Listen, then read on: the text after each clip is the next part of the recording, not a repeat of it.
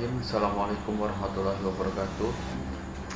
Saya Restu Alamudi, Sivitas Akademika dari Universitas Pancasila Bekasi, Prodi Pendidikan Ekonomi semester 5.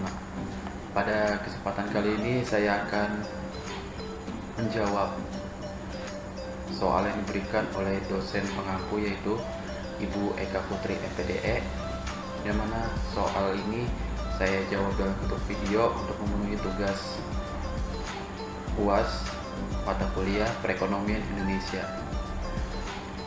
Langsung saja untuk pertanyaan pertama, jelaskan maksud dari pengeluaran konsumsi masyarakat dan pengeluaran pemerintah, serta apa kaitan antar keduanya.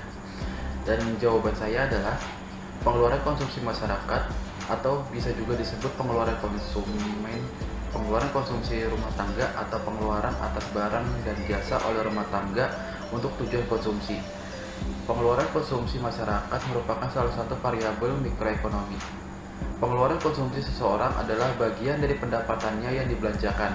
Apabila pengeluaran konsumsi semua masyarakat dalam satu negara dijumlahkan, maka hasilnya pengeluaran konsumsi masyarakat negara yang bersangkutan. Lalu pengeluaran pemerintah atau government expenditure merujuk pada belanja barang dan jasa oleh pemerintah. Contohnya adalah pembelian untuk operasional dan investasi untuk barang publik. Lalu kaitan antara keduanya adalah konsumsi masyarakat berbanding lurus dengan pendapatan nasional. Semakin besar pendapatan, maka akan semakin besar pula pengeluaran konsumsi. Lalu berlanjut ke pertanyaan yang kedua, yaitu apa keuntungan dan kerugian kegiatan perdagangan luar negeri? Jelaskan dengan contoh perdagangannya. Di sini jawaban saya adalah keuntungan perdagangan internasional, yaitu yang pertama untuk meningkatkan keuntungan perusahaan, lalu yang kedua menjadi basis pertumbuhan ekonomi negara, lalu yang ketiga dapat memanfaatkan perbedaan kurs mata uang. Sebagai contoh, Cina yang memiliki nilai mata uang renminbi relatif rendah jika dibandingkan dengan negara lainnya. Oleh karena itu, jika negara lain membeli barang dari Cina, mereka akan dapat membeli barang lebih banyak barang karena mereka menukarkan mata uang mereka yang lebih kuat dengan renminbi yang lebih lemah. Hal ini menjadi salah satu penyebab Cina dapat menjadi raksasa ekspor dunia. Lalu untuk kerugian perdagangan internasional adalah yang pertama risiko perubahan iklim politik, yang kedua mengganggu industri lokal, lalu yang ketiga risiko eksploitasi sumber daya. Sebagai contoh, yaitu eksploitasi sumber daya mineral di Papua oleh PT Freeport. Permintaan yang tinggi terhadap suatu produk akan memaksa negara atau perusahaan untuk mengeksploitasi sumber daya alam demi mengejar profit. Mereka seringkali tidak peduli terhadap dampak lingkungan ataupun sosial yang ditimbulkan oleh eksploitasi tersebut.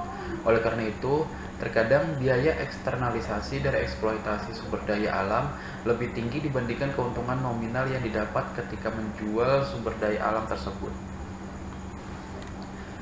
Lalu untuk pertanyaan yang ketiga, jelaskan apa yang dimaksud dengan neraca pembayaran, arus modal asing, dan utang luar negeri, serta bagaimana kaitan antara ketiganya. Di sini saya menjawab yang pertama, yaitu neraca pembayaran. Neraca pembayaran merupakan suatu catatan yang meringkas transaksi antar penduduk suatu negara dengan penduduk negara lain.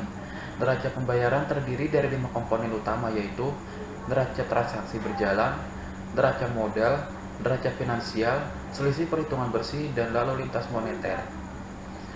Lalu arus modal asing adalah besarnya dana yang diterima pemerintah dari dalam negeri dari investasi swasta. Lalu utang luar negeri adalah sebagian dari total utang suatu negara yang diperoleh dari para kreditor di luar negara tersebut. Penerima utang luar negeri dapat berupa pemerintah, perusahaan, atau perorangan. Bentuk utang dapat berupa uang yang diperoleh dari bank swasta, pemerintah negara lain, atau lembaga keuangan internasional seperti IMF atau Bank Dunia.